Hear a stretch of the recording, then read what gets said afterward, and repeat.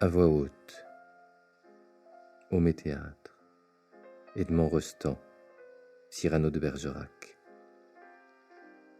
Tirade des non-merci. Cyrano. Et que faudrait-il faire? Chercher un protecteur puissant, prendre un patron, et comme un lierre obscur qui circonvient un tronc, et s'en fait un tuteur en lui léchant l'écorce, grimper par ruse au lieu de s'élever par force? Non merci. Dédier, comme tous ils le font, des vers aux financiers, se changer en bouffons dans l'espoir vil de voir aux lèvres d'un ministre naître un sourire, enfin, qui ne soit pas sinistre? Non merci. Déjeuner chaque jour d'un crapaud, avoir un ventre usé par la marche, une peau qui plus vite à l'endroit des genoux devient sale, exécuter des tours de souplesse dorsale? Non merci.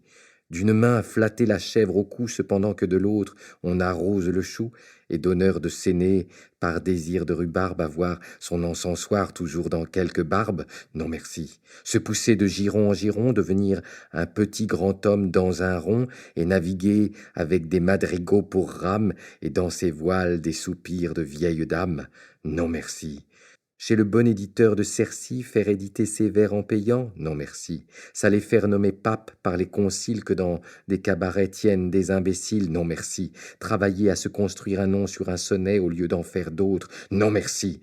Ne découvrir du talent qu'aux mazettes, être terrorisé par de vagues gazettes et se dire sans cesse au pourvu que je sois dans les petits papiers du Mercure François? Non merci. Calculer, avoir peur, être blême, préférer faire une visite qu'un poème, rédiger des placets, se faire présenter? Non merci, non merci, non merci, mais chanter, rêver, rire, passer, être seul, être libre, avoir l'œil qui regarde bien, la voix qui vibre, mettre quand il vous plaît son feutre de travers pour un oui, pour un non, se battre ou faire un vers, travailler sans souci de gloire ou de fortune, à tel voyage auquel on pense dans la lune, n'écrire jamais rien qui de soi ne sortit, et modeste d'ailleurs se dire: mon petit, sois satisfait des fleurs, des fruits, même des feuilles, si c'est dans ton jardin à toi que tu les cueilles. Puis, s'il advient d'un peu triompher par hasard, ne pas être obligé d'en rien rendre à César,